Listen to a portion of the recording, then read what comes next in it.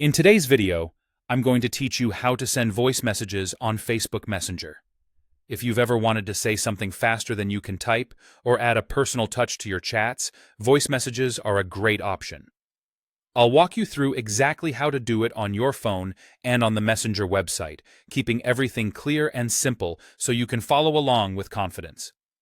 Let's start on mobile, whether you're using Android or iPhone.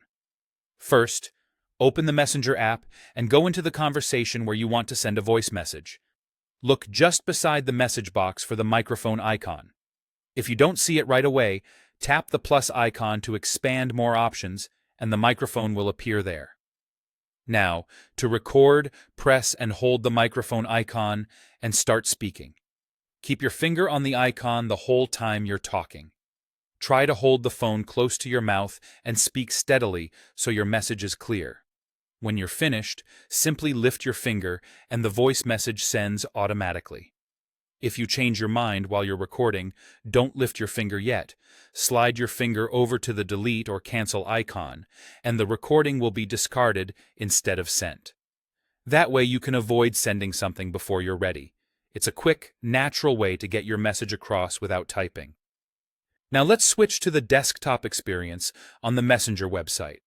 Open your browser, go to Messenger, and open the chat you want to use.